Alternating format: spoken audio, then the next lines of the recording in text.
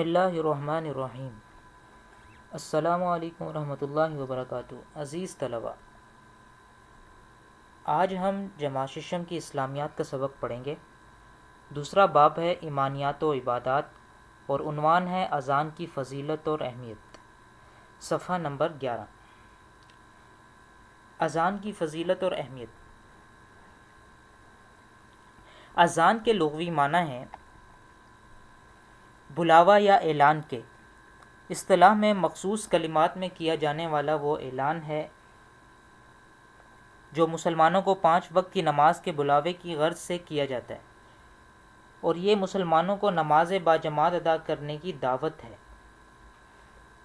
تو بچوں، آپ بہت بہتر سے اور بہت اچھا یہ جانتے ہوں گے کہ اذان جو ہم 5 نمازوں کے اوقات میں مسجد کے اسپیکر سے سنتے ہیں، اور ہمیں اور ہر ایک مسلمان کو یقیناً اذان آتی بھی ہے، تو اس اذان کا مقصد کیا ہے کہ مسلمانوں کو 5 نمازوں کے اوقات میں مسجد کی طرف بلایا جائے تاکہ وہ یاد دہانی کے ساتھ وقت پر جماعت میں شرکت کر سکے۔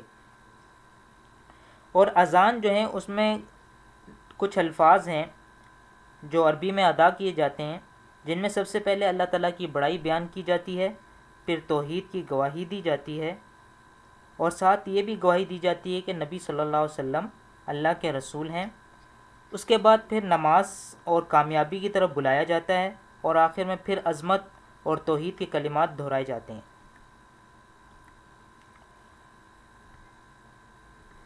چنانچہ ہم اذان کی کلمات دیکھتے ہیں کہ پہلے 4 مرتبہ اللہ اکبر اللہ اکبر، اور یہ اللہ تعالیٰ کی بڑائی ہے۔ پھر اس کے بعد 2 مرتبہ اشہد ان لا الہ الا اللہ، جس میں اس بات کی گواہی دی جاتی ہے کہ اللہ تعالیٰ کے علاوہ کوئی الہ نہیں ہے۔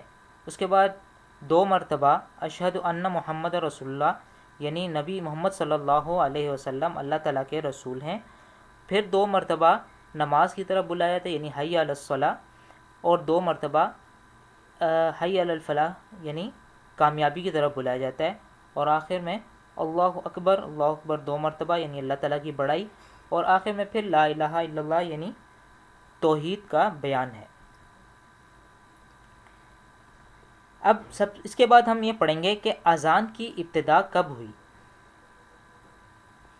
تو واقعہ معراج آپ کو پتہ ہے کہ جب آپ صلی اللہ علیہ وسلم اللہ تعالیٰ سے ملاقات کے لیے آسمانوں پر گئے تھے، تو اس موقع پر ہم تمام مسلمانوں پر نماز فرض کی گئی تھی، جو کہ ابتدا میں 50 نمازیں تھیں، اور پھر کرتے کرتے 5 نمازوں پر اللہ تعالیٰ نے یہ حکم مسلمانوں کے لیے کر دیا۔ چنانچہ جب تک تو مسلمان مکہ میں تھے تو ان کو آزادی سے نماز پڑھنے کی اجازت بھی نہیں تھی، تو چہ جائے کہ اذان دی جاتی تو مسلمان اس وقت چھپ چھپ کر نماز ادا کرتے تھے۔ لیکن جب مسلمان ہجرت کر کے مدینہ میں آئے تو اس کے بعد مسلمانوں کو ہر طرح سے عبادت کرنے میں آزادی نصیب ہوئی، جس کے بعد پھر اذان کا سلسلہ شروع ہوا۔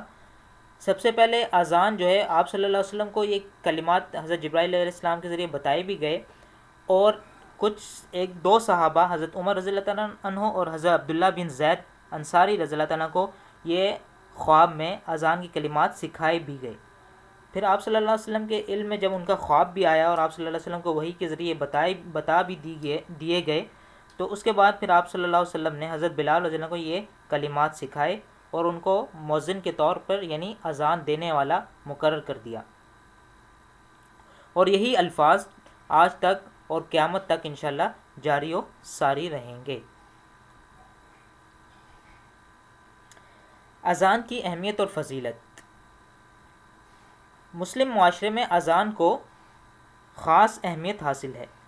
یہ اس فرض عبادت یعنی نماز کی ادائیگی کی طرف مسلمانوں کو متوجہ کرنے کے لیے دی جاتی ہے، جو کسی بھی حالت میں ترک نہیں کی جا سکتی۔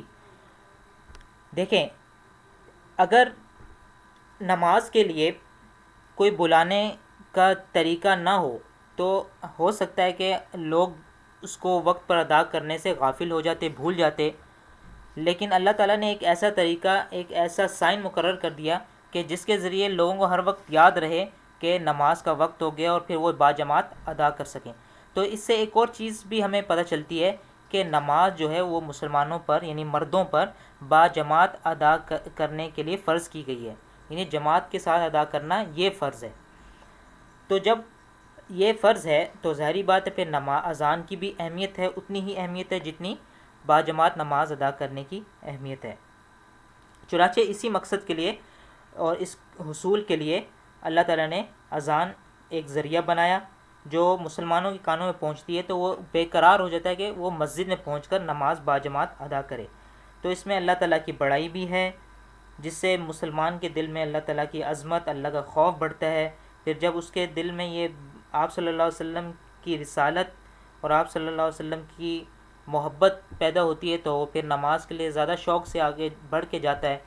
اسی طرح جب اس کو یہ پتہ چلتا ہے کہ یہ کامیابی کا راستہ ہے، یعنی حی علی الصلاۃ اور حی علی الفلاح سنتا ہے، تو پھر اس کا ایمان اور پختہ ہو جاتا ہے اور یقین کے ساتھ نماز میں شریک ہوتا ہے۔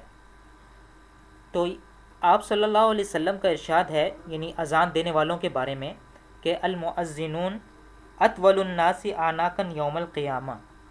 اس کا ترجمہ یہ ہے کہ قیامت کے روز اذان دینے والے لوگوں کی گردنیں تمام لوگوں سے زیادہ لمبی ہوں گی، یعنی اتنی عظمت ہے کہ یعنی وہ لوگ جو اذان دیتے ہیں دنیا میں، مؤذنین انہیں کہتے ہیں، تو وہ قیامت کے دن بہت دور سے دکھائی دیں گے۔ اللہ تعالیٰ ان کو بہت بلندی پر مقام دیں گے، ان کی گردنیں اونچی دکھائی دیں گی، تمام لوگ نیچے ہوں گے اور مؤذنین جو ہوں گے وہ دور سے دکھائی دیں گے اور بہت بلند مرتبہ پر فائز ہوں گے۔ تو آج ہم یہیں تک اس کی سبق کی پڑھائی کریں گے، یعنی صفحہ نمبر 12 تک، اور آخر میں آپ صلی اللہ علیہ وسلم کا یہ ارشاد بھی ہے کہ جو اذان سن کر اس کا جواب دیتا ہے تو قیامت کے روز میری شفاعت اس کے لیے لازم ہو جائے گی۔ تو اذان کا جواب دینا کیا ہے کہ جو اذان کے الفاظ اذان دینے والا مؤذن بول رہا ہے تو آپ اس کے پیچھے وہی الفاظ دہرائیں، یہ اذان کا جواب ہے۔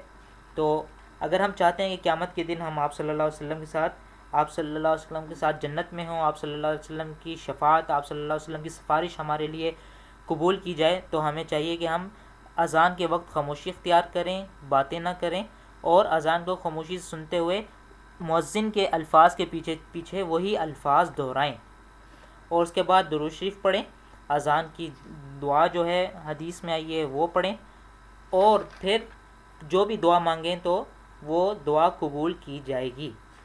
یہ اذان کے بعد جو ہے درود شریف پڑھنے کے بعد یہ وقت ہوتا ہے کہ جس میں دعا قبول ہوتی ہے۔ تو آئیے اب آگے ہم مشق کی طرف چلتے ہیں۔ پہلا سوال ہے خالی جگہ پر کیجیے۔ تو پہلا دیکھیں آپ، اس میں اذان کے لغوی معنی ڈیش کے ہیں، بالکل پہلی سبق کے پہلے حصے میں یہ آپ وہاں سے دیکھ سکتے ہیں، جو جہاں سے سبق کی ابتدا اذان کی تعریف کی گئی ہے جہاں پہ، تو وہاں پہ اس کا جواب موجود ہے، آپ کو خود لکھنا ہے۔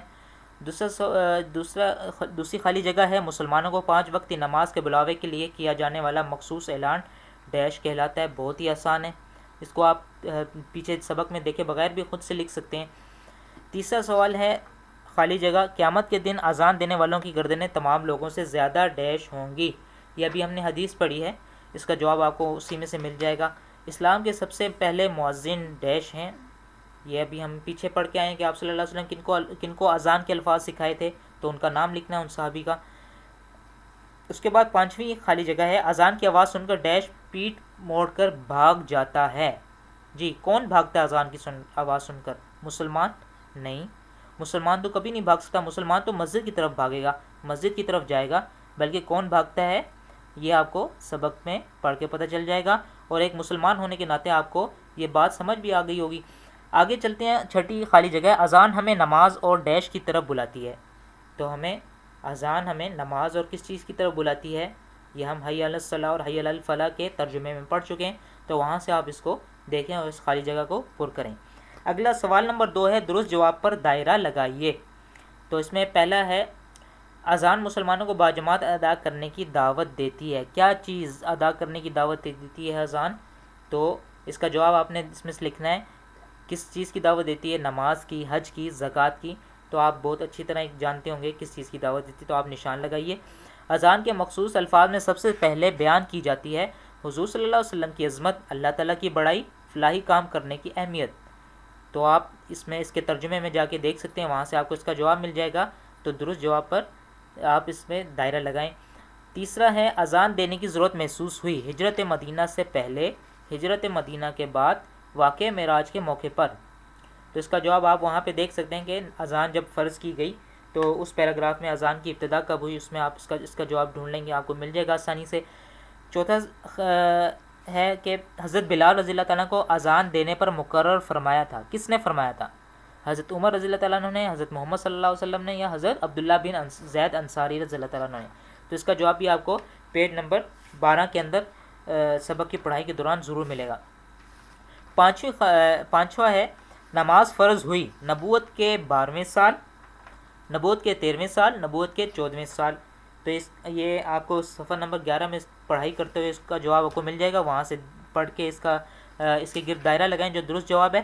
اور آخری سوال ہے الصلاۃ خیر من النوم کا اضافہ کیا جاتا ہے کس اذان میں؟ فجر کی اذان میں، ظہر کی اذان میں، عصر کی اذان میں۔ تو الصلاۃ خیر من النوم کا ترجمہ میں آپ کو سبق میں آپ پڑھیں گے اس کو، اور اس کا ترجمہ میں بھی آپ کو بتا دیتا ہوں۔ اس کا ترجمہ ہے، اس کا مطلب ہے کہ نماز نیند سے بہتر ہے۔ تو اب اس سے آپ اندازہ لگائیں کہ یہ کس نماز کی اذان میں یہ مقرر کیا گیا، رکھا گیا ہے۔ تو خود آپ اپنے ذہن سے اس کا جواب لکھیں تاکہ آپ کو ایک مسلمان ہونے کے ناطے ان کے جواب ویسے بھی معلوم ہونے چاہیے۔ تو یہ 2 سوال ہم نے کیے ہیں اور آدھے سبق کی پڑھائی بھی کی ہے۔ تو آپ نے پہلا کام یہ کرنا ہے کہ اذان زبانی یاد کرنی ہے۔ اگر امید ہے کہ مسلمان ہونے کے ناطے ہم میں سے ہر ایک کو یاد ہوگی، لیکن پھر بھی گھر میں کسی کو سنائیں، اس کی مشق کریں، جس طرح مسجد میں دی جاتی ہے، مؤذن دیتا ہے، اس طرح اس کی مشق کریں۔ اور اس کے علاوہ دوسرا کام ہمیں یہ کرنا ہے، سوال نمبر 1 خالی جگہ پر کیجئے، اور سوال نمبر 2 درست جواب پر دائرہ لگائیے۔ یہ ہمیں کتاب پر خود کرنے ہیں، خود اپنے ذہن سے کرنے ہیں، سبق میں دیکھیں آپ کو جو سمجھ میں نہیں آ رہا۔ اور تیسرا یہ کام کرنا ہے کہ جہاں تک ہم نے آج پڑھائی کی ہے، آدھے سبق کی پڑھائی صفحہ نمبر 12 کے اینڈ تک، تو وہاں تک آپ نے بھی پڑھائی کرنی ہے، بلند خوانی کرنی ہے، اور کوئی لفظ سمجھ میں نہ آ رہا ہو تو گھر میں کسی بڑے سے پوچھنا ہے۔ تو امید ہے کہ آپ کو یہاں تک کا سبق بہت اچھی طرح سمجھ میں آیا ہوگا، اور آپ اس کو پڑھیں گے تو مزید آپ کو سمجھ میں آ جائے گی۔ جو چیز سمجھ میں نہ آئے تو وہ گھر میں کسی بڑے بھائی یا بہن سے یا امی اور ابو سے کسی سے پوچھیں۔ تو بہت شکریہ۔